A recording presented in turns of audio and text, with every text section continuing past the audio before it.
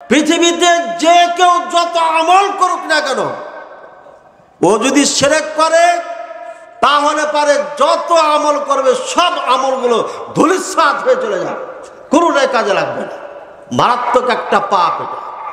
এই পাপ আল্লাহ সহ্য করতে পারেন না। ইন্নাল্লাহা লা ইয়াগফিরু আন ইউশরাকা বিহি ওয়া ইয়াগফিরু মা দুনা যালিকা লিমান ইয়াশা। সূরা নিসা। আল্লাহ পাক রব্বুল আলামিন বলেন, যত পৃথিবীতে পাপ করো না কেন, আমি যাকে চাই, আমি যাকে চাবো তাকে ক্ষমা করে দেব, কিন্তু যারা শিরক করবে তাকে আমি ক্ষমা করব না। আমরা বলছি ইন্নাল্লাহা, নিশ্চয় আল্লাহ তাআলা, লা ইয়াগফিরু, ক্ষমা করেন না, আন ইউশরাকা বিহি, যারা আল্লাহর সাথে কাউকে অংশীদার বানাবে, আল্লাহ তাআলা সাথে যারা কাউকে অংশীদার বানাবে তাদেরকে আল্লাহ ক্ষমা করবেন না। ইন্নাল্লাহা লা ইয়াগফিরু আন ইউশরাকা বিহি ওয়া ইয়াগফিরু মা দুনা যালিকা লিমান ইয়াশা। শিরক ব্যতীত যত পাপ আছে, যাকে আল্লাহ চাবেন তাকে আল্লাহ ক্ষমা করবেন, শিরক করলে আল্লাহ তাকে ক্ষমা করবে না। ভাইরা আমার, শিরক এত মহাপাপ, বিরাট বড় পাপ। আল্লাহ রাসূল সাল্লাল্লাহু আলাইহি ওয়াসাল্লামকে ইবনে মাসউদ রাদিয়াল্লাহু তাআলা আনহু বলছেন, ইয়া রাসূলুল্লাহ সাল্লাল্লাহু আলাইহি ওয়াসাল্লাম, আইয়ু যামবি আযম ইনদাল্লাহ, আল্লাহর নিকটে সবথেকে মহাপাপ কোনটা? রাসূলুল্লাহ সাল্লাল্লাহু আলাইহি ওয়াসাল্লাম বলছেন, আন তাজআলা লিল্লাহি নিদ্দান ওয়া হুয়া খালাকাকা, যে আল্লাহ তোমাকে সৃষ্টি করেছে ওই আল্লাহর কাউকে অংশীদার বানিয়ে দেওয়া, এটা হচ্ছে সবথেকে বড় পাপ। রাসূলুল্লাহ সাল্লাল্লাহু আলাইহি ওয়াসাল্লামকে অন্য হাদিসের মধ্যে বলা হয়েছে, আইয়ু যামবি আযম, সবথেকে বড় পাপ কোনটা? আল্লাহ রাসূল সাল্লাল্লাহু আলাইহি ওয়াসাল্লাম বলেছেন, ইশরাক বিল্লাহ, আল্লাহর সাথে শরীক করা।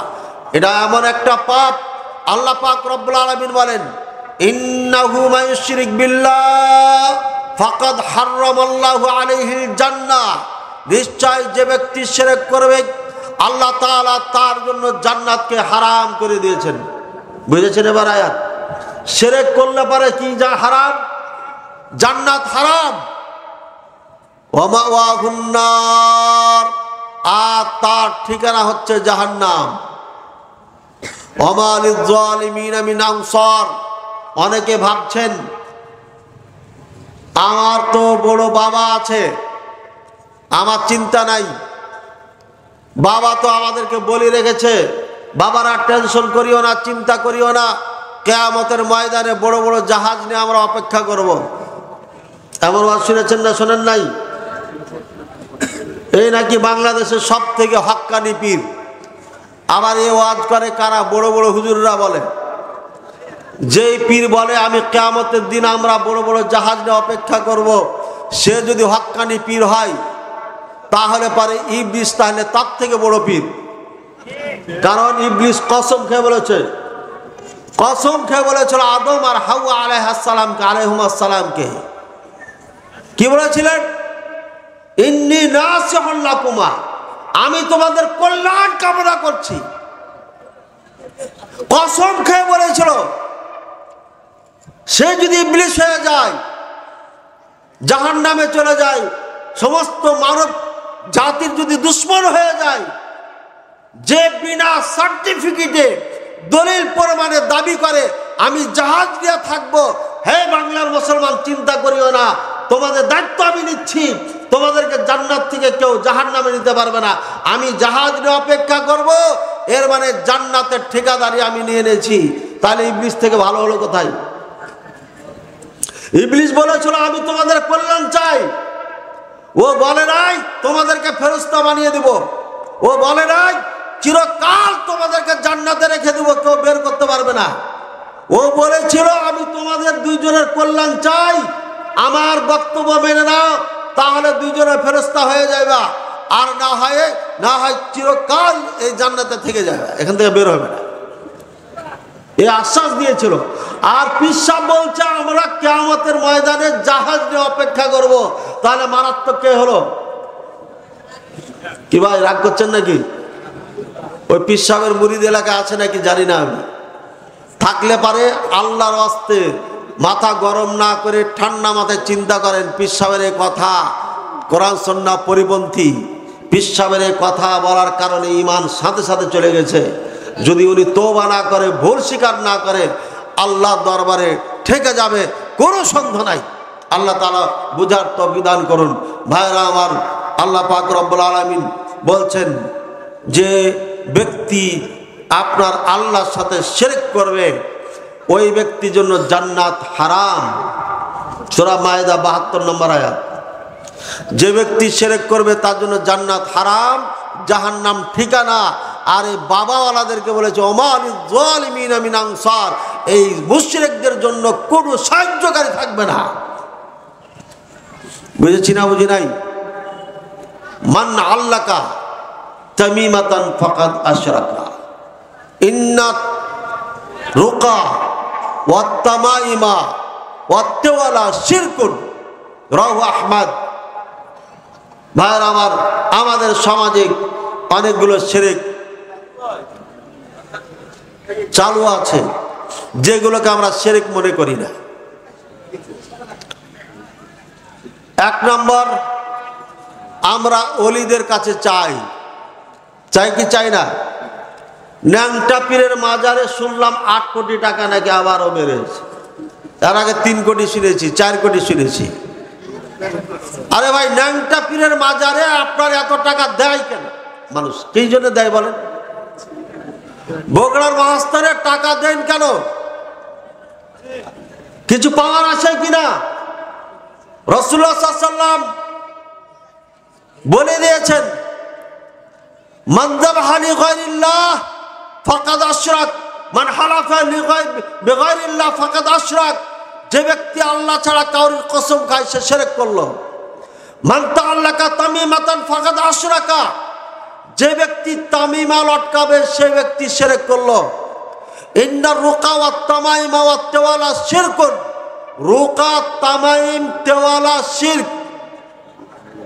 রুকা কি জিনিস? রুকা মানে ঝাড়ফুঁক করা। এখানে মাসালাটা ভালো করে বুঝে নেন। কোরআন সুন্নাহ দিয়ে আপনি যদি ফুঁক মারেন, কাউরি চিকিৎসা করেন, এটা জায়েজ আছে, এটা সমস্যা নাই। কিন্তু যদি কুফরি কালাম দিয়ে, শিরকি বাক্য কথা দিয়ে যদি কেউ চিকিৎসা করে, ওটা হচ্ছে শিরক, ওটা হচ্ছে আপনার জাহান্নামে নিয়ে যাবে, ঈমান ধ্বংস করে দিবে। সুতরাং এটা হচ্ছে শিরক। ইন্না রুকা ওয়াত তামাইম, তামাইম হচ্ছে যে কোনো জিনিস, এটা ধাগা হতে পারে, এটা তাবিজ হতে পারে, লটকাই দেওয়া। আর তেওয়ালা, আমরা অনেক সময় ধাগা পরে পরে পরে পরে মানে হাতে বেঁধে দিই। হিন্দুরা লাল সুতা বেঁধে দেয়, এটা তেওয়ালা। মুসলমানে করে কি, বাবার থেকে আপনার সুতা বেঁধে নিয়ে আসে, হাতে সুতা বেঁধে দেয়, কোমরে বেঁধে দেয়, যাতে করে কাউরে বদনজর না লাগে, ইত্যাদি ইত্যাদি। এগুলো শিরক। আমাদের সমাজে আছে না নাই? আছে না নাই? এগুলো শিরক। যে ব্যক্তি এগুলো করবে, তাবিজ নিয়ে আমাদের দেশে বিভ্রান্ত রয়েছে। তাবিজ যদি হয় শিরকি কালাম দিয়ে লেখা, তাহলে এটা শিরক আকবার। শিরকি কালাম দিয়ে লেখা মানে, আমি যখন দেওবন্দে লেখাপড়া করছিলাম তখন গ্রামের নাম আমার মনে নাই, এক কবিরাজের কাছে গেলাম। আর এই কবিরাজ সাহেব আমাকে কিছু তালিম দিলেন। তার মধ্যে তালিম ছিল গরুর গোশত খাওয়া যাবে না, গরুর দুধ খাওয়া যাবে না, আরো কিছু খাবার নিষেধ করেছিলেন। সেগুলো মানতেছিলাম আর এই তাবিজের কাজ করছিলাম। আর নকশে সুলাইমানি নামে ওই বইটা আমার ঘরে লাইব্রেরিতে এখনো আছে। ওইখানে লেখা আছে তাবিজ, ইয়া জিব্রাইল, ইয়া মিকাইল, ইয়া ইসরাফিল, ইয়া মালিক, 4 জন বড় ফেরেশতার নাম এখানে লেখা আছে। এটা লিখে দিলে পরে আপনার আশা পূরণ হয়ে যাবে। সে অনেক পুরনো কথা, ওই কবিরের যে কথা মনে নাই। এইভাবে যারা তাবিজ লিখে দেয় এরা অরিজিনাল মুশরিক, চিরকাল জাহান্নামী, কোনোদিন জান্নাতে যেতে পারবে না। আবার তাবিজের মধ্যে লেখা হয় ইয়া মুহাম্মদ, ইয়া আলী, ইয়া হাসান, ইয়া হুসাইন। এই যে পাঁচ পাঞ্জতন বলে একটা আমাদের দেশে পরিশুদ্ধতা রয়েছে। পাঁচ পাঞ্জতন মানে আলী, ফাতেমা, হাসান, হোসেন রাদিয়াল্লাহু তাআলা আনহুম, মুহাম্মদুর রাসূলুল্লাহ সাল্লাল্লাহু আলাইহি ওয়াসাল্লাম, এই পাঁচজনকে পাঁচ পাঞ্জাতন বলে থাকে। এটা হচ্ছে শিয়াদের ভাষা, ইরানিদের ভাষা। পাঁচ হচ্ছে পাঁচ, পাঁচ পাঞ্জাতন, অর্থাৎ পাঁচটি পবিত্র বদন, শরীর, বডি, এই পাঁচটিকে তারা পবিত্র মনে করে। আর পৃথিবীতে যত মানুষ আছে, সাহাবায়ে কেরাম আছে, সবকে অপবিত্র মনে করে। ভাইয়ার আমার, এই শিয়াদের এই আবিষ্কার করা চিন্তা চেতনা বাংলাদেশের মুসলমানের ধার করে, ঋণ করে, খরচ করে, উদার করে নিয়ে আসার পরে আমাদের বাংলাদেশের মুসলমানদের ঘরে ঘরে পাঁচ পাঞ্জতন ঢুকিয়ে দিয়েছে। যারা পাঁচ পাঞ্জতনের কথা বলে তারা এটা বুঝাতে চায়, ভাইয়ার আমার, যারা এই বিশ্বাসে বিশ্বাসী তারা আপনার এরা হচ্ছে শিয়াদের সাথে পুরাপুরি সংমিশ্রণ। শিয়াদের মাঝে এদের মাঝে কোনো পার্থক্য নাই। তারা তাদের পরিচয় দিয়ে শিয়া বলে তারা নিজকে পরিচয় দেয়, আর এরা মুসলমান বলে আমাদের মাঝে বসবাস করে। পাঁচ পাঞ্জতন এটা পৃথিবীতে কোরআন সুন্নাতে কোথাও বলা হয় নাই যে পাঁচজন পাঁচ পবিত্র, এ কথা কোথাও বলা হয় নাই। সাহাবায়ে কেরামও বলে নাই, তাবিঈন কেরামও বলে নাই। 700 শতাব্দীর পরে এই জঘন্যতম চিন্তা চেতনা আবিষ্কার করে শিয়ারা, সেখান থেকে ধার করে আমাদের বাংলাদেশের মুসলমান আলেম রূপী মানুষগুলো আমাদেরকে আজকে ঈমান হারা করে যাচ্ছে।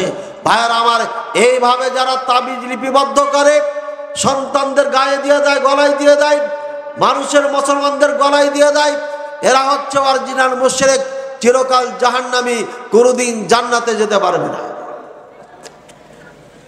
কারণ হচ্ছে ইয়া জিব্রাইল, ইয়া মিকাইল, এগুলো লেখার উদ্দেশ্য হচ্ছে আপনাকে এই চার ফেরেশতা হেফাজত করবে। আসলে হেফাজতের মালিক কেটা? আল্লাহ। আর আমার আকীদা, আমি ফেরেশতাদেরকে বানাচ্ছি, তারা আমাদেরকে হেফাজত করবে। বলে নাউযুবিল্লাহ।